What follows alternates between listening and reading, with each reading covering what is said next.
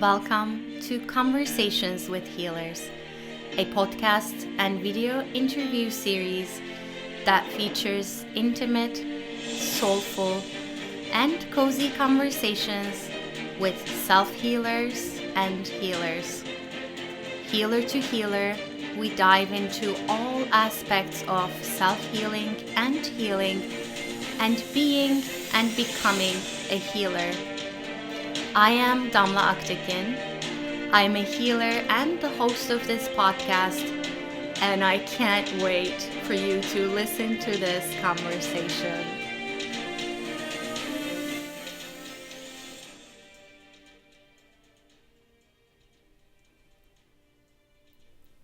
If you are new to this podcast, please take a moment to subscribe so that you can be aware of new episodes.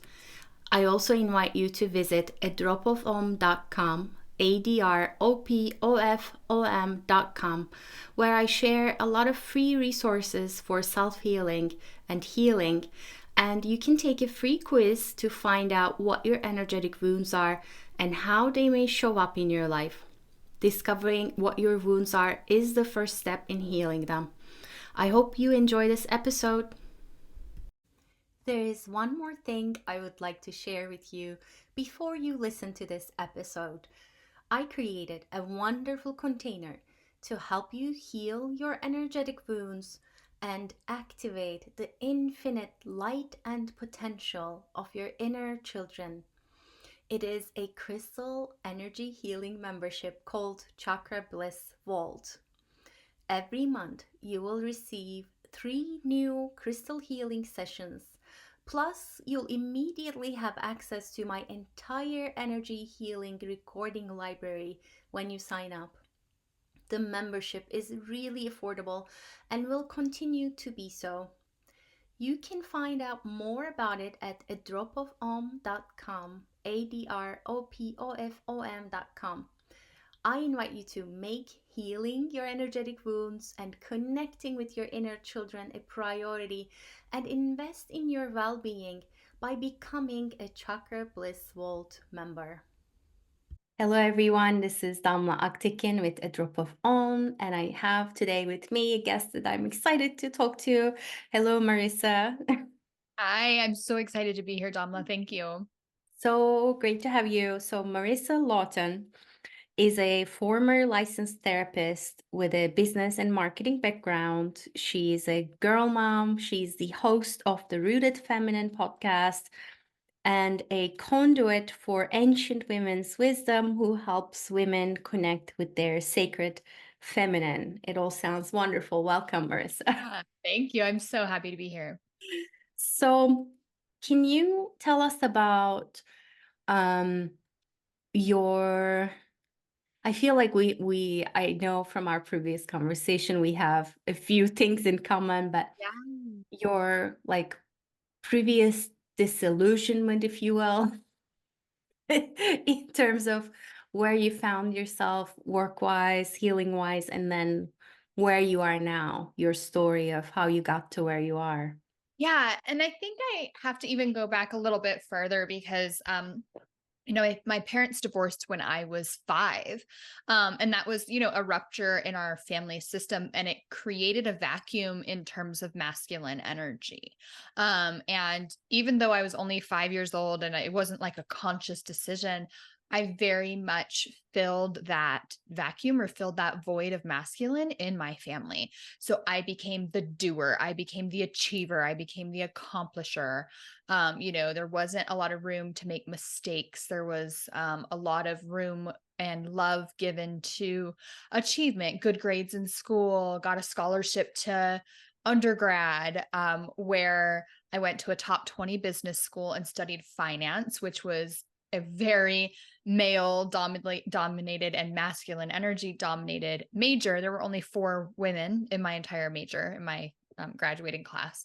And just really pursued and kind of thrived playing that patriarchal masculine game. I learned the rules and I played them so well in terms of how to achieve, how to get ahead, how to forge that individual path and to step on people and to not care who you stepped on to get up the ladder kind of path, you know? Um, and honestly, it worked for me until it didn't. All of a sudden in my late 20s, uh, I would say, so I talk about spiritual awakenings, but I think I'm somebody who's kind of always been a little bit more awake, just an open to spiritual experiences and stuff. So, I had another awakening, you could say. It wasn't my first, in my late 20s, where mother came online for me, my mother archetype and the sacred feminine energies that I work with. She came online in terms of, yes, wanting to have children of my own, but also wanting to have something that I poured into, something that I nurtured and nourished instead of always being chasing outside and externally of myself, wanting to really come back home to myself and my body and to be at home in this place. And so that happened in my late 20s, all at the same time realizing that I had no menstrual cycle. I had worked it away energetically and had no sense of connection to my body. And then having to go through like traditional medicine and went to fertility treatment, fertility doctors to get pregnant the first time. Um, and then did conceive and had my oldest. And then after that, it was like the flood was open for this like wash of feminine. It was like my pendulum went almost so far the other way, right? I'd been really, really masculine for almost most of my life, and then felt the calling for feminine, and then took that pendulum like really far this way. And I feel like now, a decade later, I'm kind of coming to this place where I understand what it means to have healthy, healed masculine, not toxic patriarchal masculine, and healthy, healed feminine all together instead of the polar extreme ends of both of those energies. Hmm. Um, would you say that when you were in it, when you were in this performing, achieving what you called more masculine place, what did that feel like for you? What was the feeling of it? Like, were you aware that something was missing, or that you might go in another, like, were there like little bits of warning signs, or was it like, oh, this is my normal? Good question. I would say it depends because, this is what our society is set up to reward from the time we're in grade school, right? Get your A's and your B's. Don't you dare get a C. Don't you dare fail a class, right? All that's really rewarded. So sometimes, when I got a full ride to a very prestigious business school, I was on top of the world because I was doing all the things that I was conditioned to think was what I was supposed to be doing. Like I'd got the goal, right? So sometimes it actually felt really good, but in a way that was, I don't know if you've ever seen the movie or the listeners have ever seen the movie, The Truman Show. But it's like performative, right? Like it's like I was living this life, but there was this whole other existence outside of that was like, this is the reality that I now have access to. But at that time of my life, I only had access to this reality. And I was, checking all the boxes and all that stuff. So there were times it felt really good. But like you said, there were times where I just knew, oh, there's more than this. I can remember I had just graduated college, undergrad. And so I was 22. And I mean, I think clinically, because I have the therapist background, if I had met somebody like this, I would have said, oh, you're probably going through a depression. But now looking at it, I wouldn't say that about myself anymore. I would say I was recognizing the bigger reality. And there was a big disconnect from the life I'd been living and the soul life that I knew was possible. So yes, there were times along the path where I would kind of have these inklings like I'm not, in my authenticity, to use kind of a buzzword, or I'm not on my soul path here, even though this is rewarding. And even though I'm getting the trophies and the accolades on this path, it's not my soul path. So I guess the short answer is both. Yeah. And how did motherhood play into that for you? Yeah. So motherhood definitely it was another end of the spectrum, but it was actually even before I became a mother when mother woke up in me. The mother energy, the mother archetype woke up in me before I even had birthed children or carried children. That was really the catalyst of a lot of my change, was when I realized I wanted connection. I wanted a community. I didn't want to step on people anymore. I didn't want to just be the individual who forged the path and didn't care what happened to other people along the way. And, that toxic masculine achiever, that toxic masculine warrior energy. Mother woke up in me and she was like, here's what we want. And I see this a lot. This is kind of funny, but I see this a lot when people want to do like a homestead. All of a sudden they want land and chickens and goats and all of this stuff. That's the same energy that was waking up in me. It didn't manifest that way of like, now I want land and now I want chickens and goats, but it didn't show up in that way for me, a decade ago. But it showed up in that yearning and that urge for connection, that yearning and that urge for community and for family. That was pretty much the opposite of the path I was on and the life I was living. So then, yes, that did lead me to conceiving. And now I'm working on raising children with an awareness that I didn't have, with a reality this big instead of a reality this big. Yeah. Um, what I'm wondering is, like, you're talking about the mother awakening Mm. and taking a bigger role in your life. How did that play into your business and what you were doing? Yeah, so I think that's one of the reasons that I left corporate and went into, curious question, because now I'm tracing the path even further back, because I first made the shift from corporate business, like corporate America, to mental health and became a licensed therapist. That was a radical shift to go from finance to therapist, right? Like two different worlds. I think that was even related to this shift in me because I wanted to move into a space where I was relating to people. I thought I wanted to be a therapist and that was the way. But I was still employed and I was still working at mental health agencies and for community nonprofit organizations and things. And then I think as I followed the thread, that led me to entrepreneurship and that led me to starting my own business. Um, I wouldn't say that entrepreneurship is so much mother. There is still some because the way I run my business is very nurturing. And the way the programs that I run are very, very nourishing and nurturing. So there's definitely still some mother energy in them, but there are other archetypes and other energies that came awake in me as I stepped into the entrepreneurship. But that shift from corporate to the helper healer space, that was definitely mother motivated. Mhm. What other energies?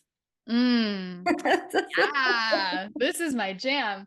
So when we get into like sacred feminine archetypes, um, it's kind of like, the feminine is the all of everything. And for us to label and put categories around it is our like menial mind's way of trying to understand and fathom the universe, like half of the universal's energy, right? Um, but I like to work with 12 archetypes. I feel like that gives us a really um well-rounded and all-encompassing feel of this energy. However, there could be 30 archetypes, there could be a million archetypes, right? All of us are going to have our own relationship with them. For me in particular, the ones that are really easy for me to access are mother, for sure. And also like queen, right? Queen empress energy where I can delegate out to like my chosen counsel in my business. That's my team. In my life, that might be to my kids or my husband or other people asking for help. Queen co-creates her queendom. So she has vision to understand like what she wants for the project, the goal, the environment, the whatever. She is able to take action to make those happen. And then she's also able to elicit her counsel or elicit help in making those happen. Queen's very accessible to me. Dark goddess has been present for me in the last 6 weeks. I wouldn't say her and I are necessarily friends. She likes to come in and like eradicate my life. But she's been really present with me. And I think all of us have access to every archetype.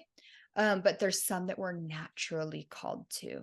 I'm not naturally called to seductress, for instance, where I know other women who can turn on seductress and be in that like sensual, sexy energy very easily. That one's a little harder for me. It's not that I can't access it. It's just not my like natural one that I fall into really easily. Mm. I want to go places with that. But first, help our listeners understand. You talked about communities, you talked about the feminine. Can you tell us a little bit about outside of the podcast, how do you hold space? I know you work with women. How do you hold space for women? Yeah. So in my main container, Rooted, that's what we're doing. We're working with 2 factors: seasonal living and seasonal syncing, as well as calling in sacred feminine guides. So for instance, we're on the cusp of winter as we're recording. We're going to live in a winter energy. So we're going to talk about rest and restoration. We're going to talk about the mysteries, the void, what happens when the fields are fallow, what happens in this kind of void space, empty space. And in that, we're going to work with medicine woman, high priestess, and crone. Then we shift into spring and we're working with spring-like energy, emerging, blooming, blossoming, sapling, brand new energy. And we're going to call on guides of maiden, creatrix, and mother in spring. So for it, that we go through all 4 seasons that way, syncing not only to the earth energy, but also to calling in a sacred feminine guide to guide us for that energy as well. And that's a membership where people can take part in these rituals or meditations or however. So I the first week we release a private podcast. And so I do give you a little bit of mind food, because even though I'm really teaching you to drop out of the mind, most of us are conditioned as the mind is a doorway. We need some kind of understanding, like what's going on here first. And then when we kind of have that locked in, we can drop down. So that's what week 1 is all about: giving you that mind food, giving you that intellectual piece that you need. And then week 2, we do a live ritual together. Week 3, you have a private, or not a private podcast, a meditation, a playlist, journal prompts, and tarot or oracle spreads that you can work with all month, the rest of the month. And then on week 4, we gather for like a share circle. So some of the work is solo and some of the work is in sisterhood. Yeah. So as I understand it, you're basically giving women or men, if they choose to be part of it, these tools to access these different parts of themselves.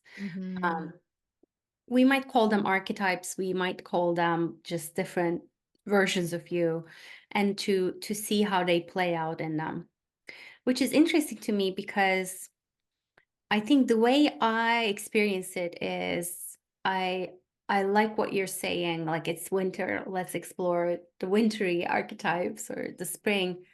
For me, they're ever present.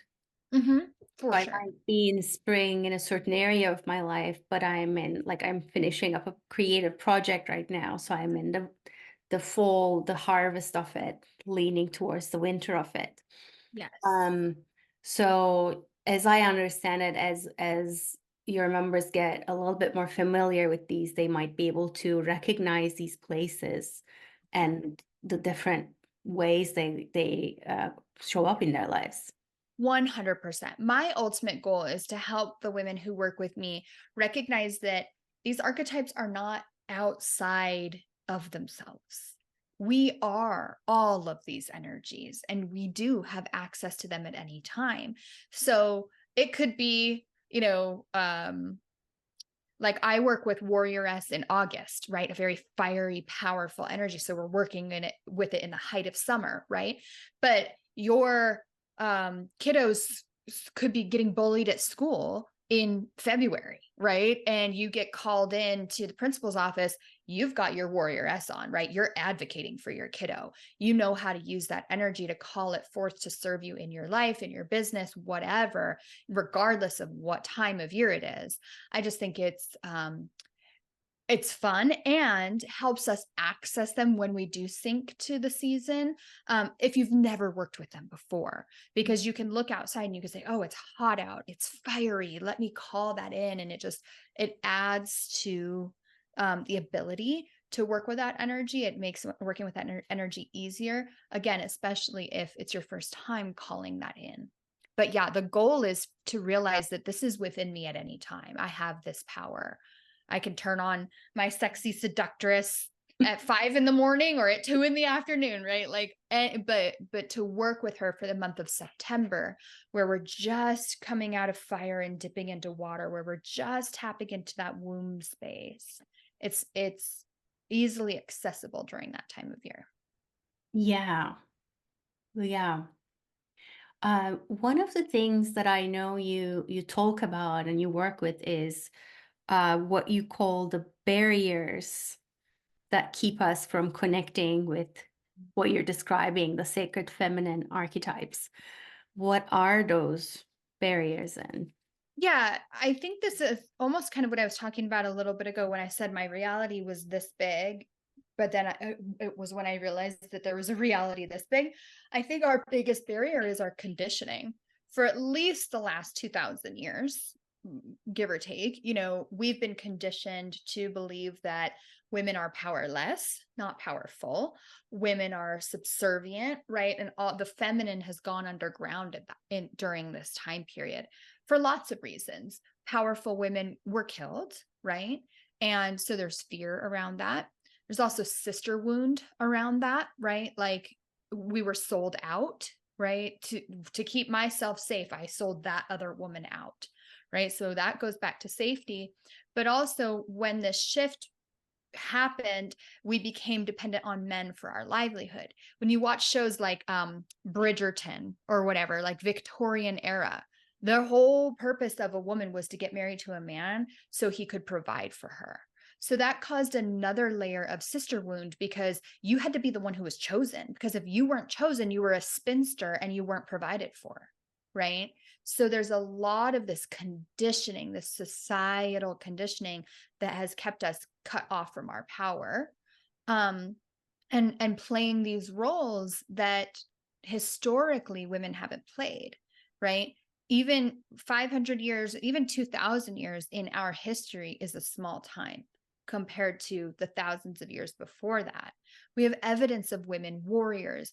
NPR just released a big study or published a big study where the whole hunter-gatherer myth was debunked, that men were hunters and women were gatherers.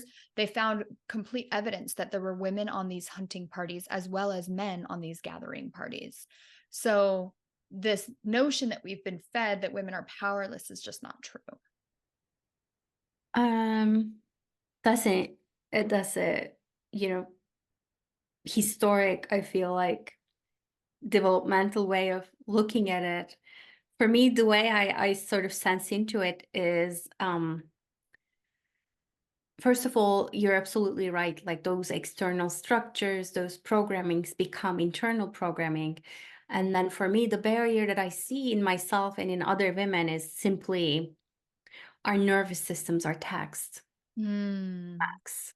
Like all the expectations that society has from us, as you were mentioning at the beginning, and that we have from ourselves. We are to the point of survival in each, and both men and women at that. And in that survival, you can't go into the the sensual, queendom, because you're trying to survive, you're trying to run, or you're frozen somewhere. Yeah. And I would say that's even more true. I mean, the last 5 years, probably more than that, but I think we've really seen a shift in recent years in terms of what's going on in the world, our sense of safety, our sense of overwhelm, our sense of fear, all of those things have really taxed the nervous system even more recently. There's the historical context, yeah, that I was talking about, but there's the now, the present day context as well. So absolutely, I would say that's a barrier. Yeah. And within that, I mean, there's a lot that we can't necessarily change this moment, Mm. right? That, like, starting from our traumatic pasts as Right. individuals to the collective traumas that you're mentioning. Um, I think that what I'm interested in now for me Mhm. as someone being in a female and a decidedly female disposition is to carve out those spaces and times where I just can be. And Mm. that becomes, and as a mom, even to say, like, I need my day outside of the I was gonna say office. For me, office and home are the same. Yeah, I same. need my time out away. I need to carve this time for me to say, who am I even? Who am I right now? Who am I becoming? Just to be able to feel and sense into that. What's your experience with that? What are your favorite ways of getting away, if you Yeah. Well, and I think what's important to point out is the feminine energy is, yes, it's the open, it's the receptive, it's the nourishing, but it's also the restful and the flowing, the peaceful instead of the penetrative. It's the receptive, right? And so rest is the root word of restoration. A lot of us, we're like, oh, you need to rest. So we put this white space on our calendar and we're just like watching paint dry. That's not actually restorative. For some of us, it might be sitting on the couch and watching a movie, but that might not be actual restorative. What might be restorative to us is to actually go out and to go to lunch with girlfriends or to, visit our grandma in the nursing home or whatever. That might actually be restorative. So I like to think about this rest or this time away as not just like going under the covers and shutting the door. While that might be very restorative for some, it's not always going to be restorative for everybody. So that's the first thing that you want to think about is what, and this is winter energy. Okay. So what is restoring me? If I was a bear, if I was a tree that has, shed all its leaves and now I've brought all my energy back into my roots for this winter season, what do I need? It might be great food, it might be great company, it might be alone time, it might be quiet, it might be busy noise, going and sitting in a cafe and watching the cars drive by or watching the people walk in. Like that might actually restore you. So questions like, are you an introvert or an extrovert? What actually fills your cup, being by yourself or being with other people? So I think this is kind of an introspective or a reflective process to know what you really need. Yeah. No, for me, it's definitely get out of the house kind of thing. And it could be, like you said, meeting a friend, but more so just this idea of I like having unstructured time, Mm-hmm. going from shop. I didn't even need to buy anything, or I might just going from shop to shop, just Mm-hmm. I like looking at art. I like having a dessert by myself, coffee, just sitting with my book, journaling, that Yeah. kind of like aimless wandering wherever it takes me kind of space. And our society would call it aimless, the feminine would call it flow. Right? So it's like, oh, I have no purpose here. I'm just wasting my time. I'm aimlessly wandering, or I'm allowing an inner compass to guide me. I'm allowing myself to flow. I'm giving myself what I need in this moment, which might be actually different than this moment 10 minutes from now. And that might be different from this minute. And so I think that that's a really good, like, not that you meant a negative connotation by aimless, but somebody listening might have thought, oh, aimless is pointless. That's our conditioning. Yeah, but So that's that right exactly my there. point. I do mean Yeah, purpose in the sense that I'm not trying to accomplish anything other than exactly. Just what you're describing, being Yeah. in flow and just being in myself. Yeah. Yeah. And allowing that to be worthy and not judging that, you know? Because I think some people have a hard time of like not having a to-do list, even on their day off. They're like, "Oh, I'm gonna go to the dry cleaner and I'm gonna take the dog to the groomer and I'm gonna do this and I'm gonna do that." And it's their day off, but it's not restorative, right? They're just filling it with more crap to do. They're not actually restoring themselves. Yeah. How do you like to restore yourself? Mm. I think that I need to know what my soul and my body need. Some days it's honestly reading, or I knit. I learned to knit from my grandma, and it's just something that I keep going. And my oldest daughter wants to learn how to knit now, and that feels like, a little ancestral lineage kind of going on. That's really special to me. So those are the things that I like to do when my body says I want to be at home, when my body says I want to be kind of hibernating in a winter energy. If I'm feeling more like summer, or more of an active energy, similar to you, I'll go out. I don't have to necessarily be with people, but I do like to go and maybe sometimes I take my laptop and I do work outside, which would not be exactly the best thing. But even taking that book that I was reading on my couch or in my little cozy spot, taking that to a coffee shop and just being in a hustle and bustle, hearing people go by, not necessarily having to be part of the conversation, but just being in the energy of movement. Sometimes that's really restorative as well. Mm. I think the key for me is asking what I need in the moment. Yeah. Yeah. And then carving that time to Mhm. to give yourself that. Um, I think what I'd love to know is you mentioned Kali earlier, Mhm. but is there a particular part of your life right now that is calling out for even deeper Mm. feminine Yeah. energy, transformation? Yeah. I feel like my whole life is in like a transformation, right? So I have had an initiation. I'm at the precipice of a rebirth cycle.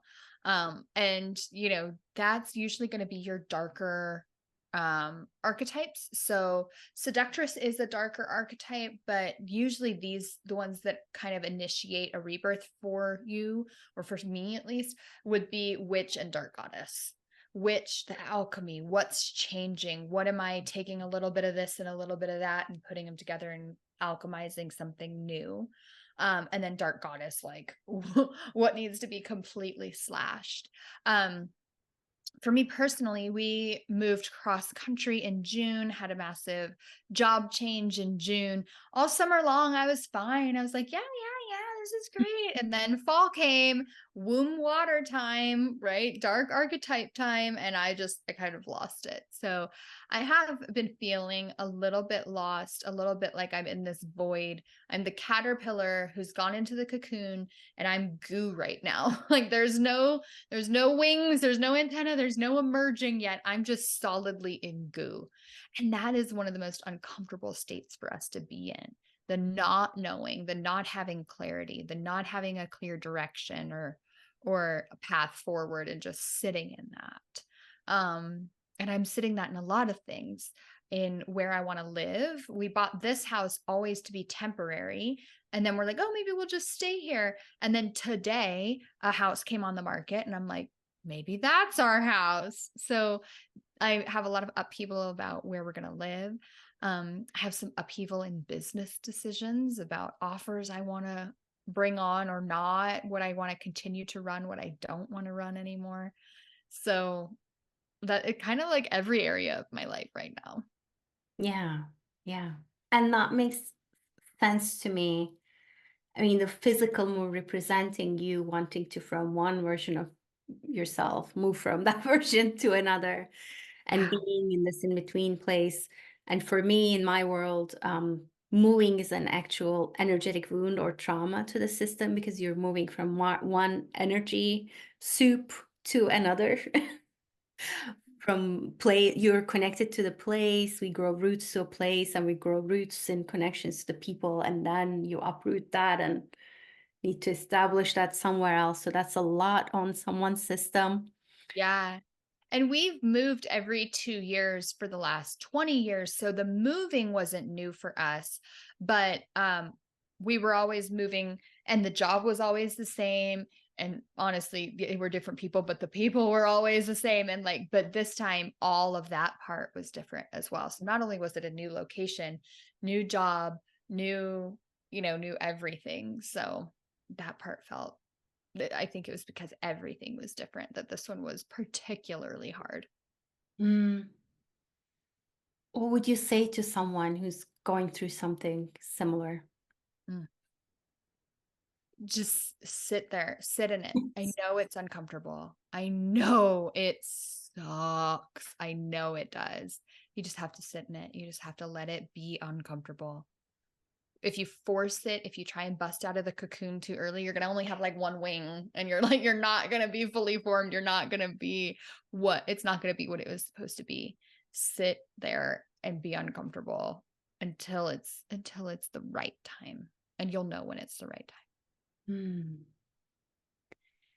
And as you're moving through this, so you're describing what it sounds to me like the dark goddess uprooting you and the witch saying, let's see what you're going to transform into now. Um, what's next? What's next for you? Well, what's next for me?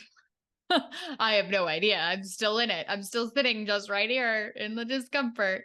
When I guide others through this, we then start working with medicine woman. And then we work with high priestess, and then we work with crone in that order. Medicine woman is like your ER nurse. She's your triage nurse, right? Dark goddess came in and she ripped a bunch of holes and all kinds of stuff, right? So we need to like stop the bleeding. We need medicine woman to come in and like do the triage, get us back to homeostasis, get us back to stable. And so that would be the energy that I would guide somebody through next. That beginning of the hibernation, the beginning of the winter. Let's go into our cave. Let's get safe. Let's get out of the elements. Let's triage the wounds and let's get ourselves to a place of stability. That's beautiful. I think I would add to that which that heals you also heals you. There's something in that darkness of the cocoon that is medicine. Mm-hmm. Medicine in the making in where you are. I believe that 100%. And then, there's the cliche that like hindsight is 2020. In 6 months, it's all going to make sense, or in a year, or whatever. I mean, whatever time frame. I think time frame is arbitrary, but whatever, right? It could be 2 days, it could be a week, it could be 2 years, whatever.